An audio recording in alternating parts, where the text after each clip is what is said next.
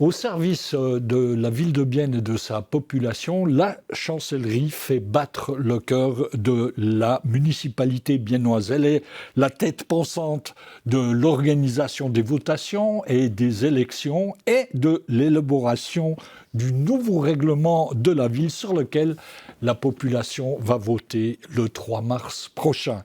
Barbara Labbé, chancelière municipale de la ville de Bienne, en fonction depuis le 1er octobre 2009. Vous avez annoncé votre départ fin 2024, après 15 ans d'activité, si le compte est bon, si mon compte est bon. Est-ce que vous avez le sentiment, comme je l'ai dit, que la chancellerie fait battre le cœur de l'administration municipale? La chancellerie est certainement une sorte de plaque tournante, effectivement, entre les autorités et veille au bon fonctionnement aussi de la prise des décisions politiques. Par contre, si la chancellerie fait battre le cœur des Biennoises et des Biennois, ça c'est peut-être un grand mot. J'ai dit de l'administration municipale. De l'administration peut-être, mais là encore, il y aurait peut-être des collègues qui ne seraient pas tout à fait de cet avis. Mais assurément, on se donne de la peine à faire tourner cette machine sans encombre. Et on est un peu au centre de tout ce qui se passe. Ouais. Ça, alors, lors de votre nomination en tant que chancelière de la ville de Bienne, vous avez été la première femme à accéder à cette fonction à la tête de la chancellerie. Est-ce que vous avez ressenti ça comme un honneur, comme une avancée de la cause des femmes? Alors, un honneur personnel, pas, mais certainement... C'est pas la première fois que j'étais la première femme. J'étais aussi, avec d'autres collègues, la première femme à être préfète dans le canton de Berne. Et chaque fois, c'est clair, c'est un progrès pour la cause des femmes, même si moi, je vais pas dans la rue pour militer. Et puis ça, chaque fois, ça m'emplissait de satisfaction, effectivement. Mais ça met aussi une certaine pression de faire bien, ou en tout cas, pas moins bien que les mecs qui étaient avant moi. Ouais. Vous avez un côté féministe, Barbara Labbé? Oui, clairement. Déjà vu mon âge, je suis d'une époque où... On peut le dire, 60 ans, hein? Oui, j'aurai 60 ans cette année, donc je suis née dans une époque et d'une mère qui n'avait pas encore, à ce moment-là, quand je suis née, le droit de vote. Et donc, il y avait beaucoup de choses à acquérir, et il y en a encore. Et justement, comme j'ai dit, moi, j'étais plusieurs fois la première femme dans une fonction. Ça veut dire qu'effectivement, me suis un peu battue aussi à ce front-là. Ouais. Alors, vous avez dit, vous avez aussi été la première femme préfète dans le canton de Berne, préfète du district de la Neuville, pour après accéder à la fonction de chancelière de la ville de Bienne. Vous avez passé finalement de la première ligne, parce qu'on est en première ligne, hein, quand on est préfet ou préfète, à l'ombre, parce que c'est vrai que quand on est chancelier ou chancelière, on est un peu à l'ombre des tribulations politiques. Et est-ce que c'était une des raisons de votre choix, d'être un tout petit peu plus à l'ombre qu'en première ligne? Moi, je fais pas partie de ces gens qui aiment bien justement être au front, se montrer, être dans les grands événements et puis avoir des tâches de représentation, par exemple. Donc, dans cet ordre d'idées, ça me convenait d'avoir un peu plus d'ombre, peut-être, mais c'était pas une raison de ce choix. Donc, au contraire, j'étais plus ma propre chef quand j'étais préfète. La préfecture a été supprimée suite à une énième réorganisation de la justice bernoise. Et c'est pour ça que j'ai dû chercher un nouveau job et que finalement, je suis arrivée à la chancellerie de la ville de Bienne. Et donc, il y avait aussi un côté plutôt difficile, c'est que tout d'un coup, j'étais beaucoup plus au sandwich.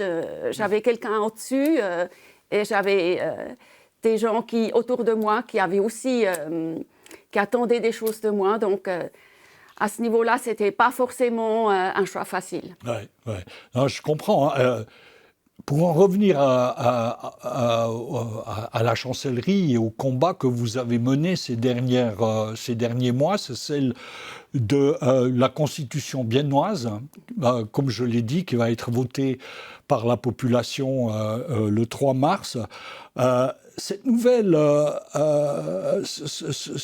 l'élaboration de ce nouveau règlement de la ville de Bienne, est-ce que c'est un peu la trace que vous allez laisser à la municipalité biennoise?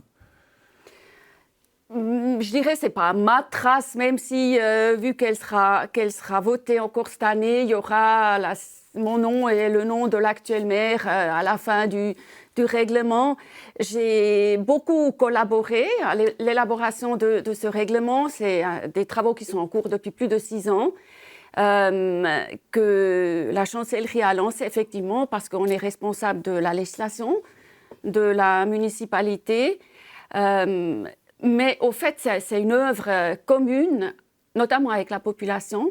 C'est vraiment une œuvre participative et je tiens à le souligner. Il y a aussi le conseil de ville, donc le Parlement qui a beaucoup contribué. Ce n'est pas mon œuvre à moi, c'est assurément pas, c'est pas l'œuvre d'une personne. Et ce n'est pas un monument que je laisse derrière moi. De toute façon, moi, je n'ai jamais ressenti le besoin de laisser des traces. Moi, j'aimerais plutôt laisser comme trace, justement, l'image d'une administration transparente, une administration ouverte. Vous avez souvent cité ce terme. La transparence, c'est quelque chose qui vous importe dans votre fonction. Oui. Qu'on soit organisé de manière transparente déjà, que les gens sachent à qui s'adresser, pour quels besoins, et puis à qui ils ont affaire, et puis qu'on leur réponde directement, clairement, rapidement. Ça, pour moi, ça a toujours été un de mes chevaux de bataille aussi. Il y a une ombre au tableau quand on parle de votation et d'élection, c'est le taux de participation extrêmement bas de la ville de Bienne, du district biennois. Est-ce que vous y voyez une indifférence politique, une résignation politique?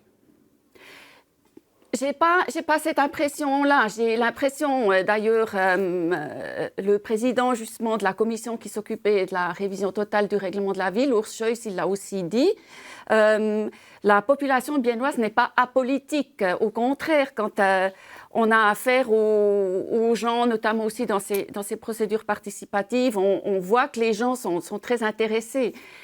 Je ne sais pas à quoi exactement ça tient. Moi, j'ai toujours l'impression que quand les gens ne se rendent pas aux urnes, c'est qu'ils n'ont pas vraiment une grande pression de souffrance, c'est-à-dire qu'ils sont trop contents de comment ils vivent et de leurs conditions. Oui, je comprends bien. Peut-être revenons-en au terme de votre fonction de chancelière. Vous avez dit dans une interview que vos projets, vos souhaits ne pouvaient pas être reportés indéfiniment. Est-ce qu'on peut avoir un aperçu de vos futurs projets et de vos futurs souhaits? Oui, alors c'est en principe très simple. Donc j'ai eu une grave maladie l'année passée. Depuis longtemps, je me dis justement, j'aimerais encore être ma propre chef une fois. Puis là, je me suis dit, maintenant, il faut plus que je reporte. On ne sait jamais combien de temps j'ai encore à vivre. Alors j'aimerais encore travailler en tant qu'avocate dans le domaine qui est mon domaine de prédilection, donc le droit public, le droit administratif, à mon propre compte, comme ma propre chef, aussi plus m'impliquer dans le monde des non-profit organizations. Donc, moi, je suis engagée dans le conseil d'une fondation qui s'engage pour les personnes avec handicap. C'est ces choses-là que j'aimerais encore plus faire et j'aimerais plus passer de temps dans notre maison en Provence.